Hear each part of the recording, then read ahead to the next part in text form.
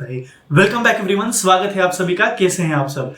आज बात करेंगे कि how time is one of the most motivating force in our life, कि किस प्रकार से टाइम जो है एक स्टोरी की मदद से आज बात करेंगे कि किस प्रकार से टाइम हमें सबसे ज्यादा मोटिवेट करता है। तो ये स्टोरी आती है, ये स्टोरी एक्चुअली मैंने मेरे एक टीचर फिजिक्स वाला करके है उनसे सुनी थी। ये स्टोरी अभी थोड़ी सी मॉडिफाइड है क्योंकि मैंने ये स्टोरी मुझे भी थोड़ी ठीक से याद नहीं थी, तो मैंने इसको थोड़ी सी मॉडिफाई की है, लेकिन मैसेज बहुत इंटरेस्टिंग है। तो ये स्टोरी है एक गुरु और शिष्य, यानी कि एक टीचर और उसके स्टूडेंट की। तो ऐसा हो जाता है कि स्टूडेंट टीचर को जाके पूछते हैं कि टीचर मुझे ये बताइए कि सबसे ज्यादा मोटिवेट क्या करेगा मुझे अगर मोटिवेटेड रहना है तो मुझे सबसे ज्यादा मोटिवेट क्या करेगा।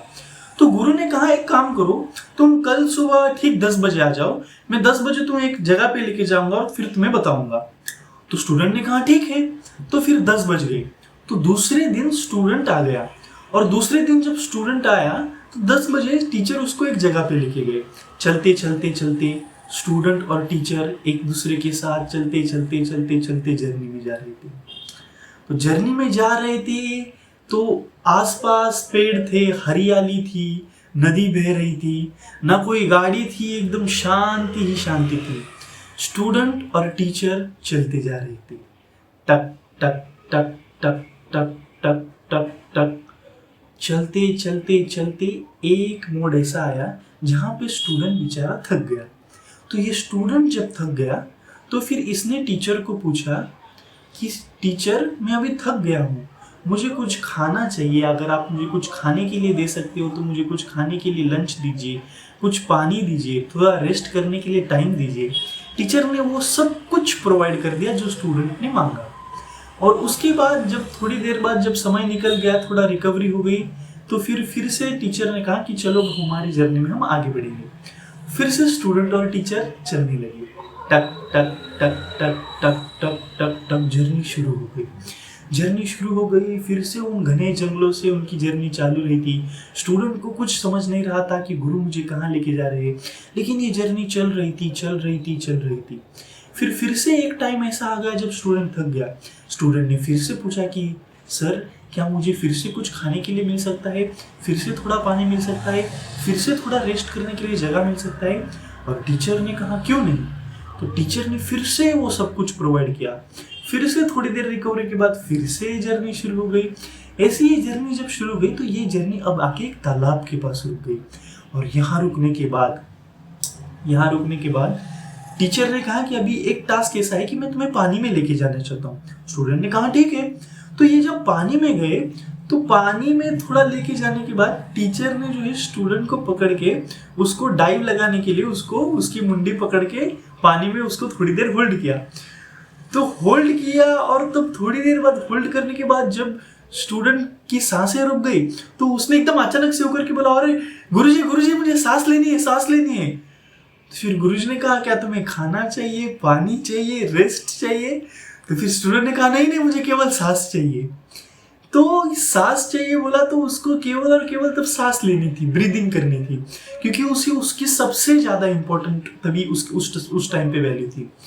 तो इस प्रकार से ये स्टोरी हमें ये बताती है कि जैसे उसके लिए उस पानी के टाइम पे जब उसके लिए और कुछ नहीं केवल सांस लेने की जरूरत थी।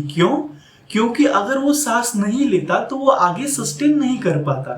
तो उसी प्रकार से सांस लेना उसके लिए क्रूशियल है आगे जीने के लिए। उसी प्रकार से हमें जरूरत है जिंदगी में हर वक्त मोटिवेटेड रहने के लिए और आगे बढ़ने के लिए। क्योंकि समय के पास इतना समय नहीं कि वो हमें दोबारा समय दे सकते। ये खान सर की एक लाइन है जो कहते हैं कि समय से पहले इंसान को निर्धारित करना चाहिए कि इंसान को करना क्या है, वरना समय निर्धारित करेगा कि इंसान का करना क्या है।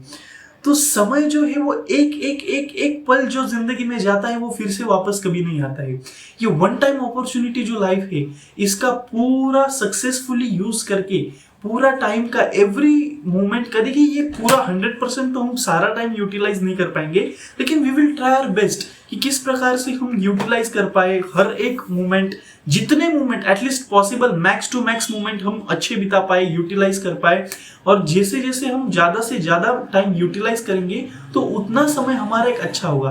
तो जैसे ही लाइफ पास बाय होगी तो जब हमारे पीछे अब हम कभी हमारी जर्नी में देखेंगे तो हमें लगेगा कि यस, हमने एक बहुत अच्छा एंड बहुत ब्यूटीफुल लाइफ की जर्नी को जिया।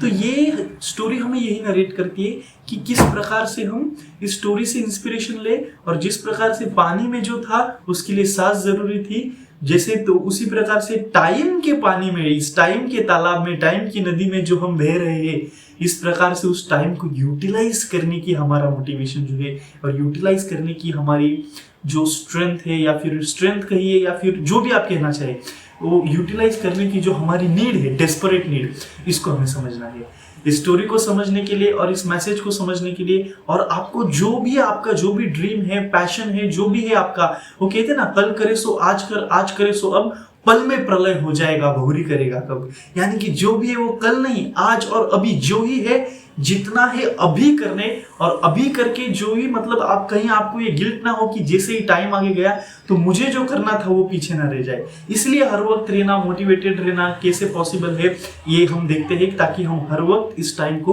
बेस्ट वे में यूटिलाइज करें।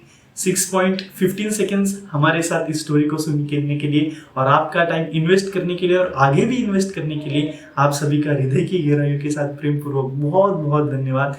Thank you so much love to every single one of you.